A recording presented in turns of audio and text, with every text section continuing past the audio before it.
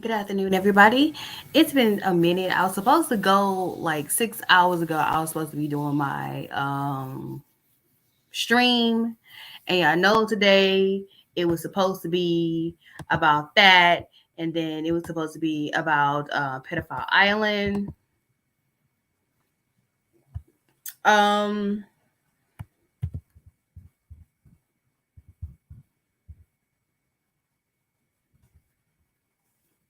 but I got caught up in a family meeting about Easter.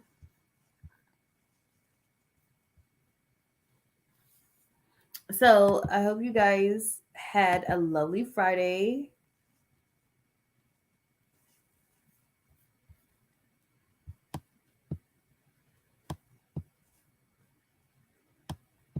I am.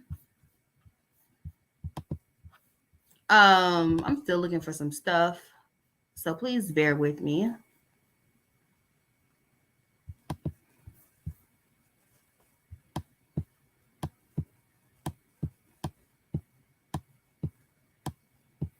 Y'all know this whole week on my podcast, we've been talking about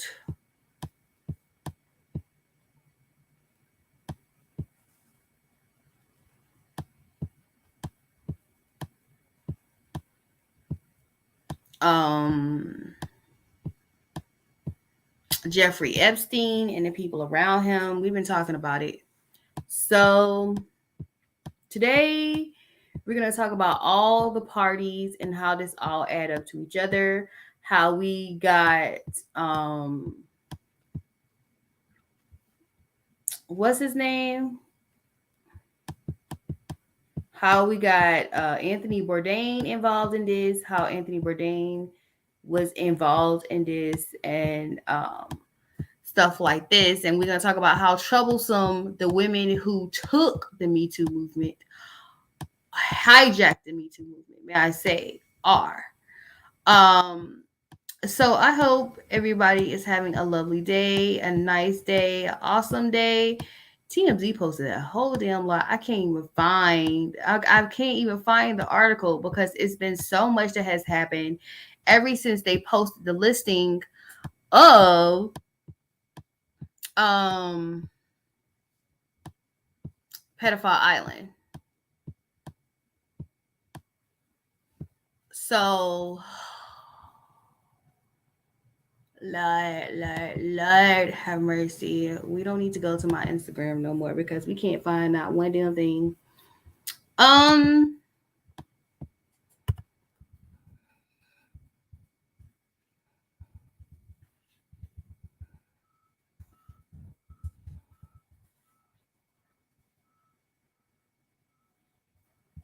I prefer if it came from Team Z because that's why I found the article at was in Team Z, even though there's several articles talking about it right now.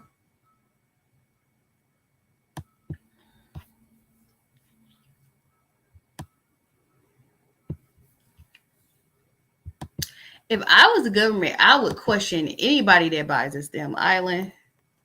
Um, because I mean, it's this places hold spirits. Even if the spirits is still alive, allegedly, places hold spirits. So you have to be careful.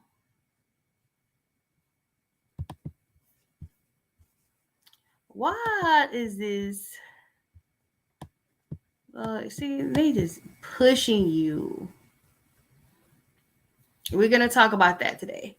So, first thing first, y'all know this week on my podcast, I told you guys we were talking about Jeffrey Epstein, and we were talking about what was going on with him, what happened, how things went down, how he got caught, how he got started, how he went into the financing business, and how he became a business financer, and how he ended up financing multi-billionaires and stuff like that, and he ended up being big. And we talked about him. We talked about Anthony Bourdain. That's my wild card Wednesday, which is Anthony Bourdain. And then we talked about Ghislaine Maxwell and her start. Now, I'm going to wrap it all up here. Um, Yeah. We're going to wrap it all up here. I might get interrupted because, I'm waiting on some food. So please bear me with you guys. Today has been a very busy day. We were trying to figure out what to do for Easter. Right now is winter in Georgia. I don't know if you guys know this. It is like, let me see. The temperature is 57 degrees. Well, that was 12:21. Let's see if it's still. It's 52 degrees. So it was 57 earlier, and now it's 52 degrees. But apparently, it's 90 degrees in this house to some people. Anyway, I ain't gonna make a big deal about it. Because, people getting pneumonias and dying don't matter in this planet. Anyway, I want to wrap it up on this because I can give you more illustrations of what's happening. So first, we're going to I'm going to show you a video dealing with Pedophile Island and its listing. Just in case you guys don't know, it has been posted. So we're going to talk about that, and then we're going to move on, and we're going to talk about the Me Too movement and how these Jezebels hijacked the Me Too movement. I don't give a flip about. I don't care what these hoes think about me. I don't care what people think about me. I'm just gonna call a freaking spade a spade. When someone does something for good and they do it for Black women, and you hijack it and make it about the little whole shit you did on the couch with Weinstein, I have an issue with that. That's all I'm gonna say. So first, I'm gonna start out this podcast. I'm gonna start out this live. They do anything to make sure you don't have their stuff, honey. Well, we're gonna look at this video, and it's gonna be talking about Pedophile Island, and then I'm gonna read the article underneath this live. Well, hold on. Yeah, I'm gonna do that. So here we go.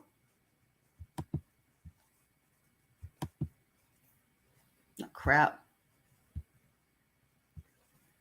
This is Pedophile Island. This is the island, the secluded island that Jeffrey Epstein owned. Ain't it beautiful, though? It don't make no sense how beautiful this is. And it doesn't make no sense that people were suffering on this island in silence. But he had it going on. Look at this. Look at this.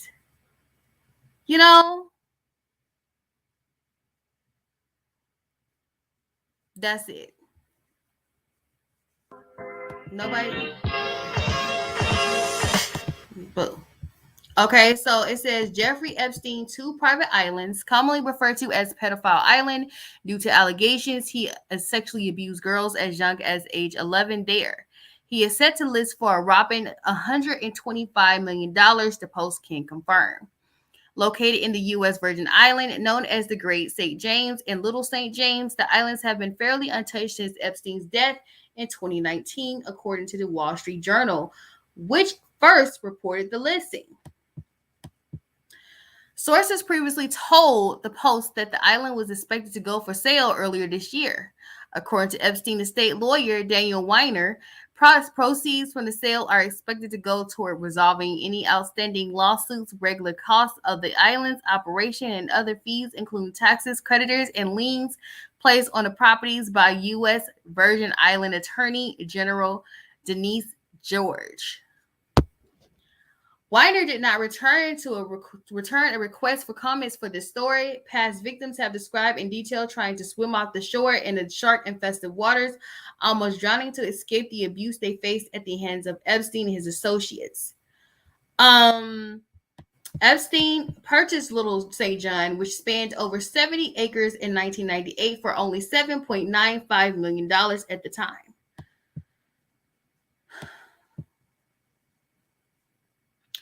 Girl, to be a billionaire, man. To be a billionaire, man. I mean, because everybody wants their own little island. I ain't gonna sit up here and pretend like nobody wants their own little island. However, I do not want this island. I believe in spirits, honey. Look at that. It don't make no sense that people were suffering in silent. Oops. People were suffering on this island. It don't make no sense. You could have just had grown folk fun and didn't involve no cheering. Okay? Look at this. It's beautiful. But it's cursed. Says over the years, Epstein built Little St. James, which he referred to as Little St. Jeff's, to include a villa with a library, a Japanese bathhouse, and a movie theater. Initially, the island has the main house, 3 guest cottages, and a caretaker's cottage, a private desalination system for potable water, and helipad and a dock. By 2008, Epstein estate on Little St. James had about 70 staff, 70 people on staff, basically. In 2016, shortly before his arrest, he bought.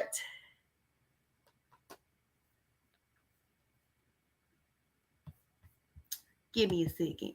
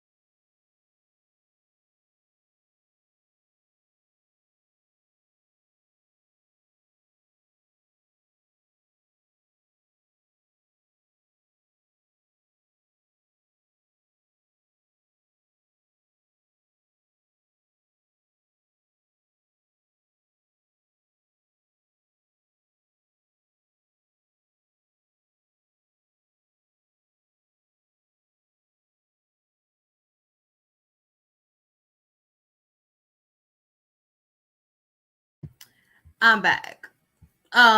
So back to this story, back to what I was talking about. I forgot where we're at.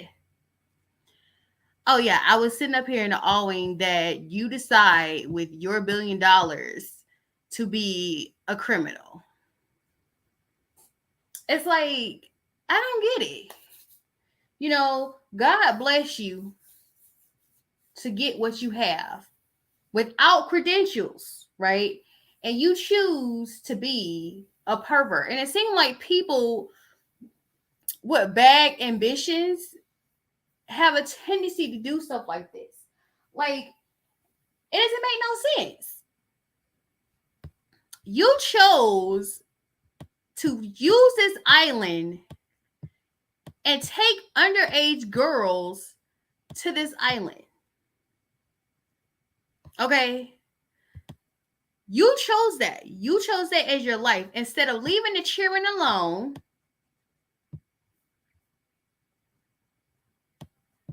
I gotta buy me one of them suits, by the way. I gotta get one of those. And they'll be perfect for me to get right now. Cause you know, I'm just saying.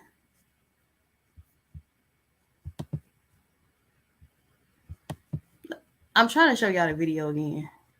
But I guess I have to watch this ad. It won't let me skip. Never mind. This is something else. I was trying to show y'all a video again of the island. Because I just want y'all to see how beautiful the scenery was. And what I don't understand is it's like, it's crazy to me because people who have children be trying to get away from them. Okay. So when they go to the island, the last thing they want to see is a child.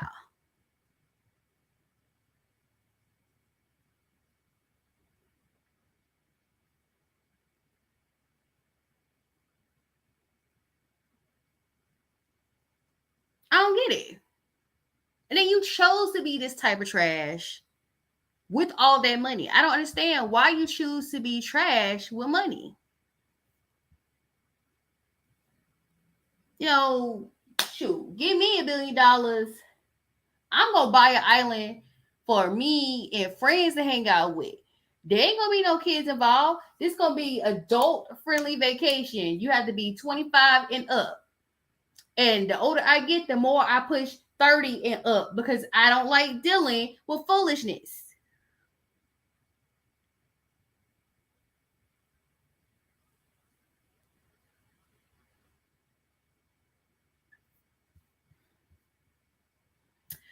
But the island's for sale for $125 million. Was it? But in 1996, this thing was for sale for $7 million. $7 million. He bought it for $7 million. Now it's $125 million. $17.5 million.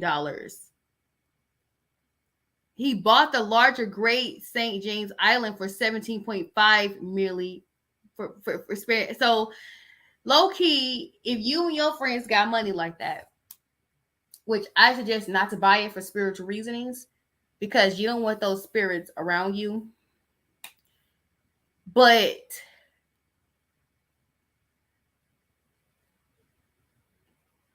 clearly, well, before he got arrested, one, he had plans on doing something. Ain't no telling what he had plans on doing. One. But he bought Great St. James Island for $17.5 million.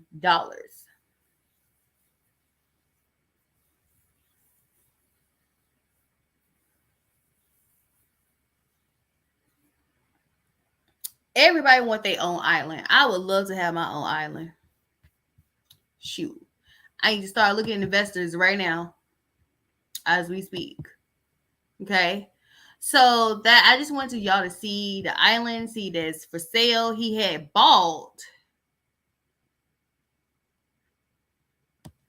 one of the islands after he got arrested in 2016, and he didn't even get to enjoy it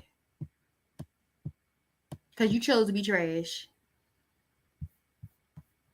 Okay, let's move it right along. We're gonna talk about the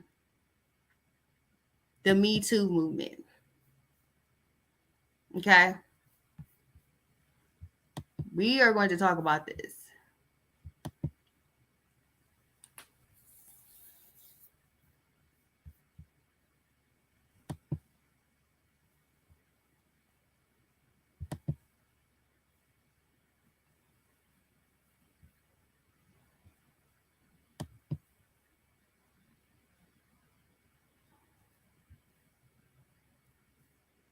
Is this the Me Too movement that we know about?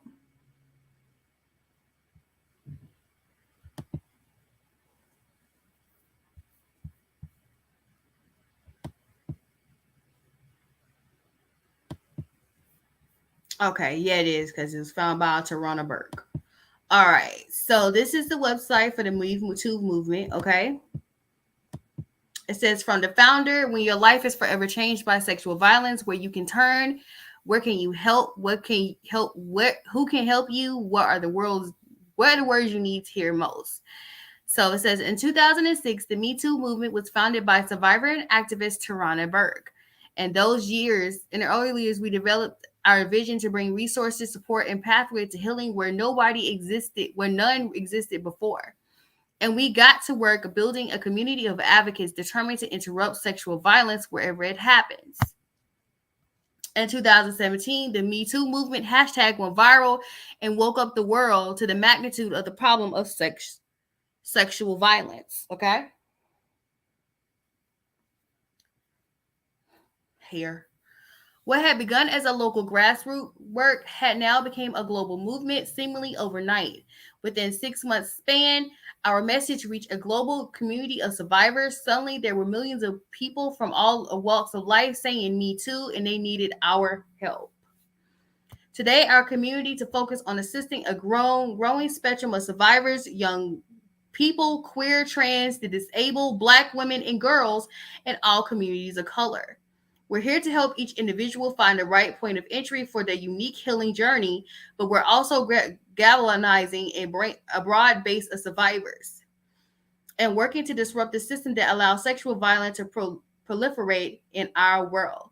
This includes insisting upon accountability on the part of the perpetrator, along with the implementation of the strategies to sustain long-term systematic change, so that one day nobody ever has to say "Me Too" again. Okay, so this is Tarana Burke. She's the founder of the Me Too movement. This is the site, and this is the site. This has she's been doing this for what? Let me get my math right. For 16 years. Okay, so she started 16 years ago, but it became a thing with Alyssa Milano. It started with Alyssa Milano, and then it became a thing of exposing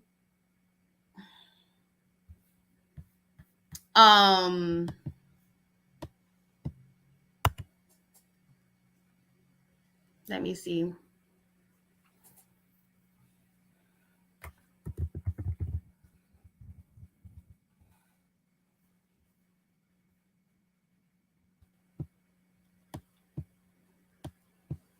Um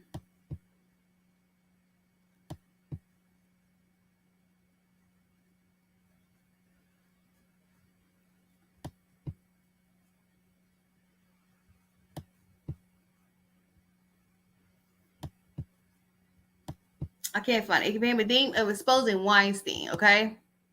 So for those out there who are severely confused,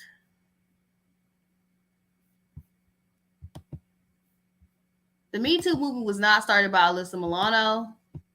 She just made it trendy. This is the lady that started the Me Too movement. Okay. And you see, she wanted to expand to who it affects and who it hurts, because it don't just affect women, it also affect men. Men can be sexually abused as well. Okay. So Alyssa Milano hijacked the Me Too movement, and guess the two people who also hijacked the Me Too movement. Let me erase that. Let me get rid of that.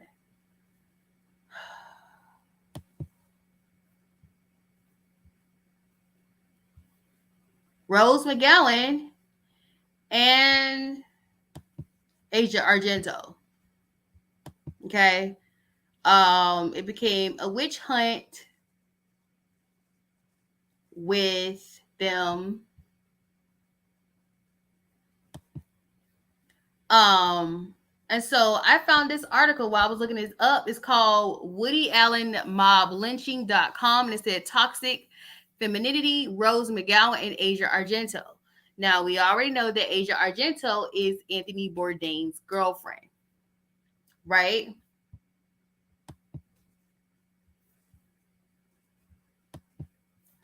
So this is an article exposing what Asia Argento and Rose McGowan was doing. Okay. So they hijacked this selfless movement. This lady from a simple lady from New York who did the movement. It was based in basically helping minorities and other people. They hijacked the movement and it became a Woody Allen mob lynching, basically. So this, I'm gonna read this article, and it says why this post about McGowan and Argento. It says the first goal of this post is to help to share Leah McSweeney's great article about the toxic femininity of McGowan and Argento. Why? Because if you post the original link on Twitter or Facebook, it won't display a picture nor a title or a comment. So I looked into this, and this is on penthouse.com. So Lord help us. I tried to find it on Penthouse and I can't. I can't find the article. It does not show up. All you get is penthouse.com. You do not get the article on it. I'm looking at it right now, and all you get is penthouse.com. And no, there's not a lot of X-rated stuff on here. But you know, you can't get it. Oh Lord. It says you're running out of free articles. Okay. All right. So we're gonna talk about this. Look at this.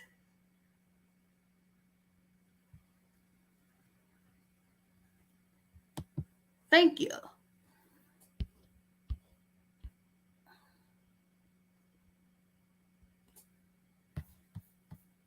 So we're going to talk about this. So instead, you can share this post on Twitter. For example, it would display toxic femininity of Rose McGowan and Asia Argento, what is brave about manipulating a narrative surrounding a man's death. Okay? So basically, they're saying that they use Anthony Bourdain's death because we conspiracy theories people. The first thing that we thought was, ooh, why would somebody with such an amazing career decide to hurt himself, right? I'm going to say hurt himself. And then they piggyback off this because they knew he was standing up for them during the Me Too movement because of Weinstein, and they decided to be part of this. Okay, so it says Argento, McGowan, and Woody Allen. It says Asia Argento and Rose McGowan share many things, not only toxic femininity, both are third-class actresses who dream to be a star. Both are using the Me Too movement for their self-promotion, and both have attacked and slandered Woody Allen on Twitter.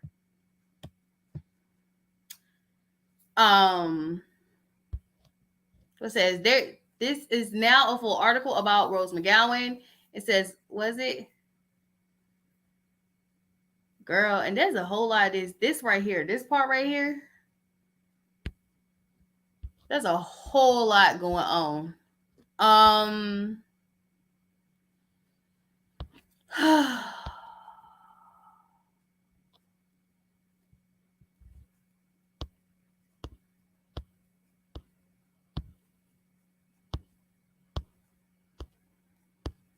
These are the tweets of her attacking Woody Allen. And I'm not saying that Woody Allen is not, because I think it's weird that you adopt a child and then you end up marrying that child that you adopted. So there is some weirdness going on. So it says Asia Argento and Rose McGowan are ready to falsely accuse and slander innocent people. Okay. Says Woody Allen was investigated for months by two separate teams of experts on child abuse from two different states. They found no reason to charge him. So it says right here, it says Woody Allen was it March 17, 1993? It was a child abuse clinic evaluation of Dylan Farrow, who is Willie Allen's daughter. And it said, it is our expert opinion that Dylan was not abused by Mr. Allen. And the third, that Dylan was coached or influenced by her mother, Mia Farrow.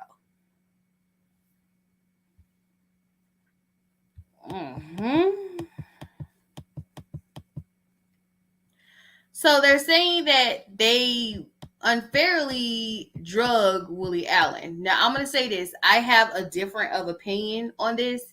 And let me explain to you why I have a different of opinion on this. Although it's wrong, I'm pretty sure it did. Although it's wrong to falsely accuse people of doing something, they falsely accuse somebody or drug somebody or go on a witch hunt. I'm not gonna sit up here and pretend like Woody Allen is not problematic.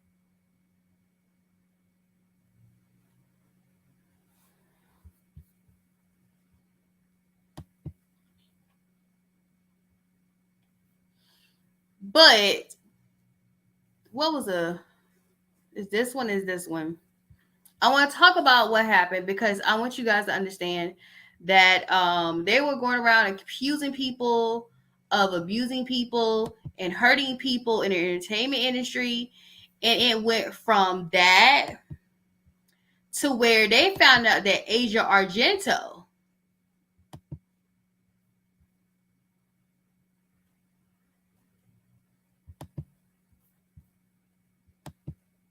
herself did something like this too. Okay. Okay, so this article is from the Rolling Stone. It says Rose McGowen, a leading voice in the Me Too movement, had penned an open letter to Asia Argento, a beleaguered mouthpiece for the movement, following accusations that Argento paid off someone who accused her of sexual assault. Both women become some of the most prominent voices in the Me Too movement in the last year, after they each accused movie producer Harvey Weinstein of sexual misconduct. In her open letter, McGowan wrote that her friendship with Argento was over following accusation from child actor Jenny Bennett, who claimed the actress assaulted him when he was 17 years old. Well, I said 18. 17 years old. Argento then paid him $380,000 in hush money in the month after she came forward as a Weinstein accuser. Asia, you were my friend, McGowan wrote. I loved you. You spent and risked a lot to stand with me with the Me Too movement. I really hope you find your way through this process to rehabilitation and betterment. Anyone can be better. I hope you can be too. Do the right thing. Be honest. Be fair. Let justice stay its course. Be the person you wish Harvey could have been. McGowan wrote that a person she's been dating, Rain Dove, who used the pronoun they and them, had confirmed to McGowan that Asia told them she had sex with Bennett. Dove told McGowan that Argento told them Bennett had been sending the Italian actress unsolicited nudes since he was 12, but that she did not report him, tell his parents, or block him. McGowan said that there was more to the story too, but that she didn't want to reveal any other details while investigators were looking into the impropriety. Rain Dove, who met Argento through McGowan in the days after the death of Argento's boyfriend, Anthony Bourdain, turned the text over to authorities and the text made it to the press. I'm referring to Asia in the past as my ride or die and said very clearly that Dove's friendship comes first, McGowan wrote. I know that coming to me with those messages must have been hard for Rain because of that, so I could commend them for the bravery. McGowan wrote that Argento had previously referred to an extortion attempt and that McGowan believed Argento was referring to Bennett. Whether or not the extortion case is true, it was fair and it wasn't fair and it wasn't right, she wrote. It is the type of thing I fight against alongside so many. So close to her note calling for unity within a resistant movement. A few days after Bourdain's suicide, McGowan wrote an open letter defending Argento against people wanting to blame her for his death. I didn't say it. The article said it. As I watch Asia do her job on set today, I see a pillar of strength who continues to work to put food on her children's table, she wrote. I see Elizabeth Taylor. No, the hell you did not compare this hoe to Elizabeth Taylor. And you ain't gonna ever be as pretty as Elizabeth Taylor, girl. Let me continue. I see Elizabeth Taylor carrying on filming Cat on a hot tin roof despite her love, her husband dying in a plane crash. I see all of us who have carried on. Please join me in sending healing energy to Anthony on his journey and to all who've been left behind to journey on without him. I will, what it says, read McGowan full unedited statements of varying tides. It says, I will first, I'm not reading all that.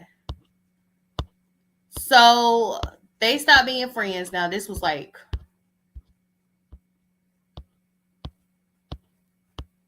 4 years ago, if I'm not mistaken. This article's old. Yeah, 4 years ago, 2018.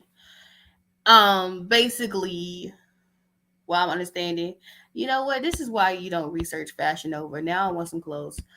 That was a cute short sleeve dress over there I wanted to wear. I want to put on. So, what you're seeing is that these two victims, one of them, this one right here, her, she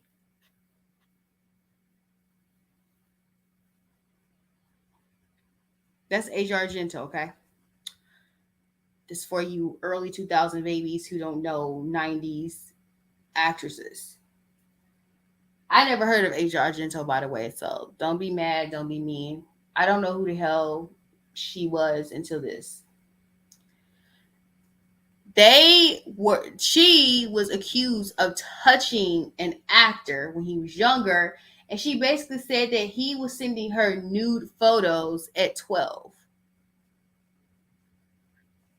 And somebody said, oh, he should tell his parents.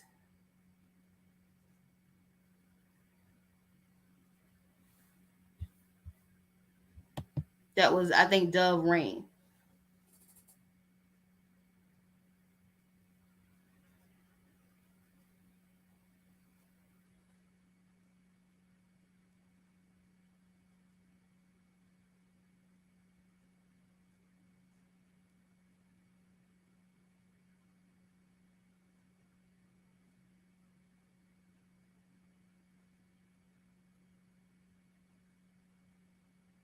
So you telling me a 12-year-old was sending you nudes and you weren't asking for it? Because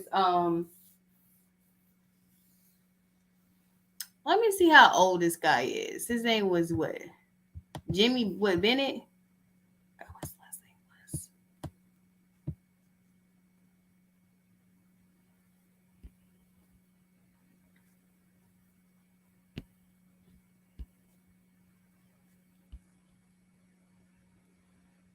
Jimmy Bennett.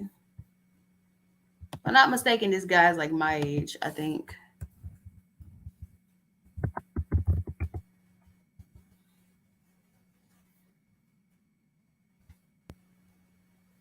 He's not. So he's now 26. So that means 10 years ago, this happened 10 years ago.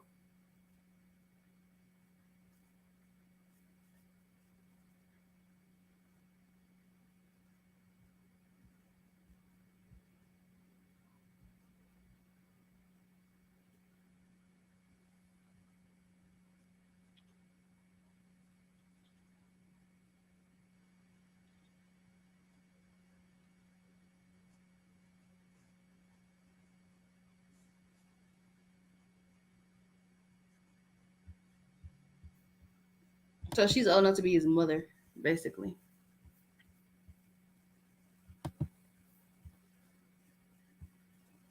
Now I want y'all to look at this.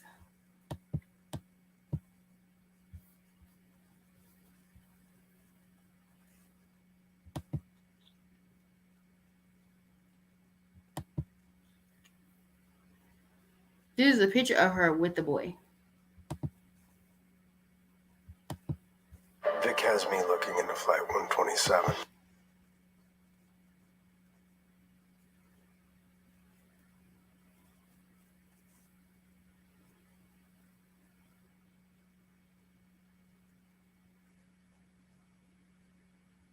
An explosive new picture of actress Asia Argento semi-naked in bed with the actor who claims she sexually abused him. The selfie was taken back in 2013. The actor in the picture is 17-year-old Jimmy Bennett, but Argento still denies they ever had any kind of sexual relationship. Correspondent Jason Carroll has more on this for us. Hi, Jason. And good morning to you. Yes, he was 17 years old, apparently, when that selfie was taken. She was 37. He's now 22. She's now 42. This is the picture, obviously, Carol. She did not want anyone to see. This young actor is claiming that the two had some sort of a sexual relationship. She has said repeatedly that she did not have a sexual relationship with this young man. And in fact, she told the Huffington Post, released a statement saying the following: I strongly deny and oppose the contents of the New York Times article. The Times originally was the one that broke the story. I am deeply shocked and hurt by having read news that is absolutely false. I've never had any sexual relationship with Bennett, that being Jimmy Bennett, the young man there that you see in that particular photo. So a little bit of background here. That photo was allegedly taken back in 2013. Again, he was a young actor, then 17 years old. She was 37. And what this really does is it brings into question about her credibility. She, as you know, was one of the early accusers, one of the first accusers, accusing disgraced Hollywood mogul Harvey Weinstein of sexual assault. Now, her credibility now in question with these new revelations.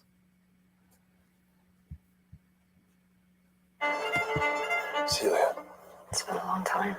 Vic has me So flight 127. So that's from CNN.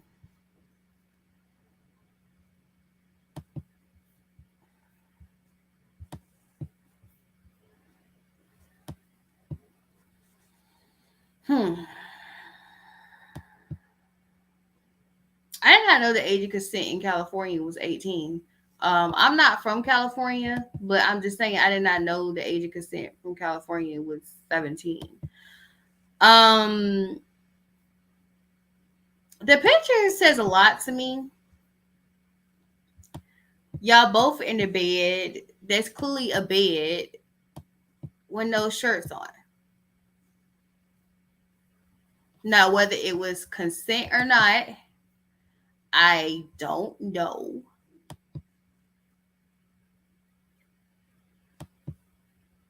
But this happened.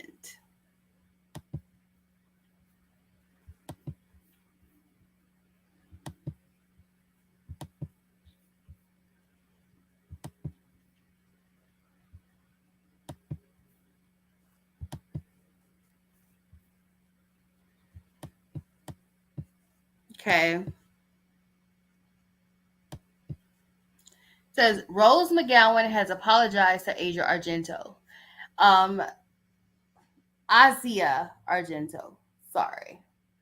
McGowan issued her mea culpa on Thursday following a demand from Argento that the actress retract her earlier statement that she knew Argento slept with actor Jimmy Bennett when he was a teen.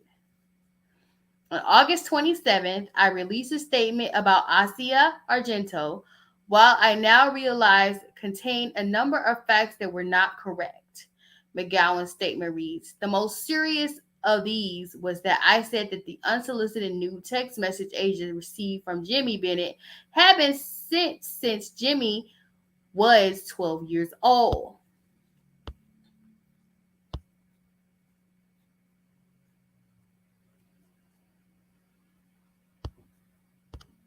Earlier in the month, Argento tweeted that McGowan had 24 hours to retract and apologize for the horrendous lie made against her in her statement on August the 27th. Asia Argento demanded that Rose McGowan retract statement. Last month, the New York Times reported that after publicly accusing Harvey Weinstein of rape, Argento made a deal with Bennett, who had accused her of sexual assault.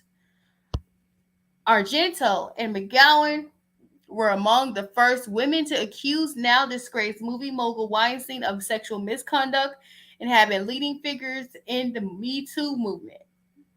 The New York Times said it had a lawyer document show that Bennett alleged Argento sexually assaulted him in 2013 when he was 17 and she was 37. I don't know why in your 30s you over here mixing with them children. There ain't nothing about them children you should be messing with. According to the publication, Bennett said the assault took place at a hotel in California where the age of consent is 18. Bennett played Argento's son in the 2004 movie The Heart is Deceitful Above All Things. What an ironic title. The Huffington Post reported a statement from Argento obtained by journalist Yashar Ali, in which the actress denied even having had a sexual relationship with Bennett, but there's a whole picture of you in his bed, topless. The statement read, "I strongly deny and oppose the content of the New York Times article dated August 20th, 2018, and circulated also in national and international news. I am deeply shocked and hurt by having read news that is absolutely false. I've never had any sexual relationship with Bennett." Rain Dove, McGowan's partner, told CNN that Argento complained that she was being extorted for money by Bennett and initially denied having sex with him. Argento later contradicted herself in an alleged text exchange with Dove, which Dove shared with CNN. The public knows nothing, only what the NYT wrote, which is one-sided. The shakedown letter, "The horny kid jumped me," an alleged text from Argento read. "So it was rape or attempted sexual action," Rain Dove replied in a text message viewed by CNN. "I had sex with him. It felt weird. I didn't know he was a minor until the shakedown letter," Argento allegedly wrote in response. He's playing your son in the movie. What are you talking about? Or you just didn't want to admit that you were that old. In a statement to CNN, even though 37 is not old, don't get mad at me for saying that. 37 is not old, but if he's playing your son in the movie, don't you think he might be underage? In a statement to CNN, Bennett attorney Gordon K. Satro called Argento's response hypocritical and nonsensical. Dove told CNN on August 29th the whole entire thing really just tipped at this point of, yes, this person engaged with this individual when they were minor, and that is considered in California, I believe, statutory rape. On September 7th, Argento tweeted on a screen. Give me a second. Okay, I guess I don't want to cough right now. Okay, on September 7th, Argento tweeted on a screenshot that she was deleted tweet from Dove, who is gender non-binary, used the pronoun they. The screenshot shows Dove saying they made a mistake in interpreting the text. Argento called on McGowan to do the same. "It is the shame that Rose McGowan is not prepared to accept when she is wrong," Argento tweeted. A Rain Dove model accepts she was wrong, but her tweet had been deleted. Rose's statement continued to make false claims. McGowan addressed the text between Dove and Argento in her tweet Thursday. "In fact, I misunderstood the message that Asia exchanged with my partner, Rain Dove, which made clear that Jimmy had sent Asia inappropriate text messages only after they met up again when he was 17, still legally a minor in California, but notably different from a 12-year-old," she wrote. Still, if it's illegal, it's illegal. "I do not feel that it is my place to comment further on what happened at the Ritz-Carlton in the Marina del Rey Hotel in May 2013. Safe to say that I am now appreciate that it was not as I thought it was previously," the charm star continued. "In my statement, I challenged why Asia has now acted as, I think, responsible adult would if they receive sexually explicit messages from a 12-year-old, which of course did not apply in the same way as it when the situation involved a 17-year-old. McGowan ended the statement with an apology to Argento. "I deeply regret not correcting my mistake sooner and apologize to Asia for not doing so," McGowan wrote. I don't even want to talk about what they have to say. I just want to give my little 4 cents in this. So this is what my issue is. And then I'm going to hop off and eat my wings because I don't like that my wings are getting cold. These two women hijacked a movement that a black woman spearheaded. They hijacked the movement and then they drug the name in the mud. And so now the Me Too movement has been seen as a witch hunt against men and not as a movement for people who have been sexually assaulted. Y'all saw and we read what the Me Too movement was about, and what their goal was. And for some strange reason, it ended up surrounding the drama with Rose McGowen and Asia Argento. Sorry. She's Italian. This movement had nothing to do with Hollywood. This was about underprivileged people being sexually assaulted. And now it has become a thing where Hollywood hijacked this thing. And now you have a bunch of bitches who are hoes anyway coming out here saying that Harvey Weinstein touched them. And then it was found out that they over here touching people too.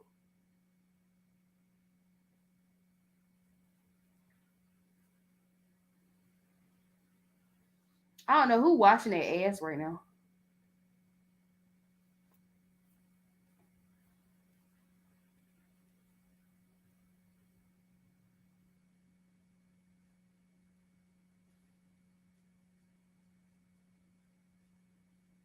And people are totally, because now the Me Too movement has been sullied by these two thoughts.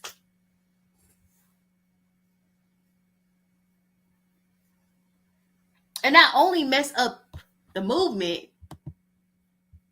it messed up the founder's name too.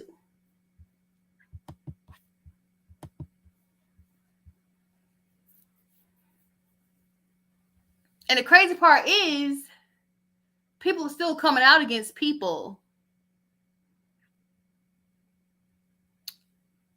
And it's proven that these people are lying. Like, I don't know if you guys noticed this when I was doing a Rolling Stone article, but on the Rolling Stone article, it showed that Trey Songz is not in trouble anymore. Let me see if I can save this article that I found on one of the blog sites.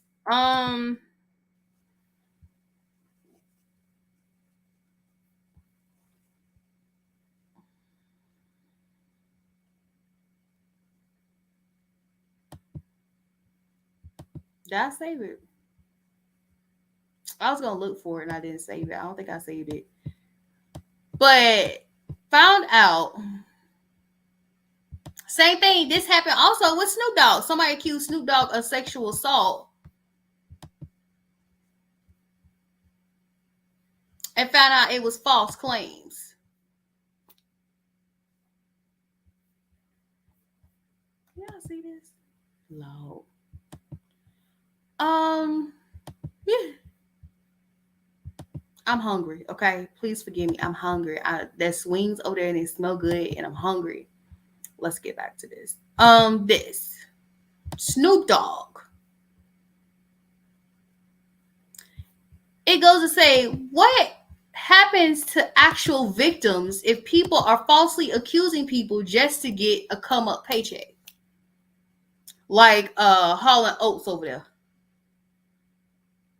Because y'all want to know why Bill Cosby is out of jail? Yeah, this is why y'all need to know the law. Bill Cosby is out of jail, and I already talked about this in my podcast. These Walls Are Thin. Go check it out. Where Bill Cosby got out of jail because he got tried twice. Y'all don't know what double jeopardy is? Double jeopardy is when you try somebody for the same crime, trying twice. You can't do that here in America. You can't try somebody for the same crime twice. He had already paid his bitch, and she come here again, sitting up there looking like a freaking man. Yeah, I'm saying it because y'all always going on no black women and how we look. So let's go in how this hoe look. Okay? Because she was paid off by Cosby, and then she tried to retry the case again, and they put him in jail for that. And it's like, what about the real victims? What about people who actually this happened to?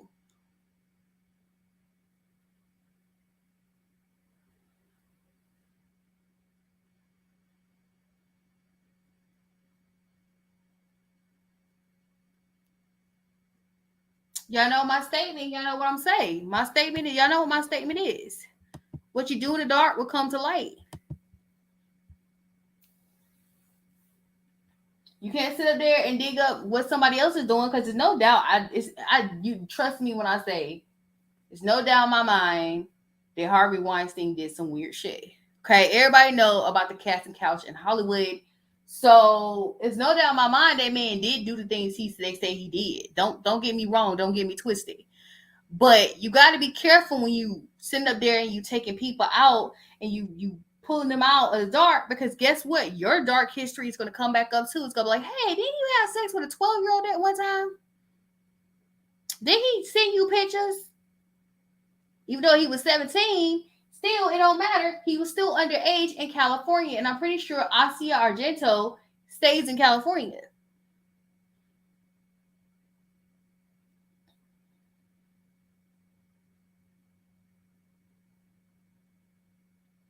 So the reason I brought this up is, one, I want y'all to understand that I want y'all to still support Tarana Burke and her fight in the Me Too movement for actual victims of SA, which is sexual assault. But I want y'all to use the spirit of discernment when it comes to people coming out against your favorite people. So poor Anthony Bourdain, like people said, people assume, and Asia Argento kind of came out and made it seem like this happened to him because he came out in her honor. Any man will defend his girl, all right? Any man defend his wife, his girlfriend, his fiance, whoever the woman is in his life that's important to him, he's going to defend her. But when she had the track record of doing the same, it not only messes up the movement behind what they were talking about, which is the Me Too movement, but it also messes up the people who defend that person. So I hope this is a learning lesson of how this is crazy. Next week on my podcast, we're going to be talking about other cases, and then we're going to be talking about the conspiracy theory about Pizzagate. So I hope you guys enjoyed today's live. I am late, but I had to have a family meeting. We need to figure out what we're gonna do. We had to have a meeting on who was going to bring the potato salad, which I hope there's going to be some potato salad. Thank you guys for listening. And I feel bad because Tarana Burke, she really had a good reason behind that. She wasn't a victim to Hollywood. She was a victim to an ordinary thing that happened to her on the street. And they hijacked this movement and made it about them. And they were being selfish because they weren't thinking about nobody else. With that being said, y'all know I'm outie. I will be back on here probably Monday. I'm not quite sure. Maybe Wednesday. It all depends. I'm going to take a break because my energy has been very low. So yeah, bye.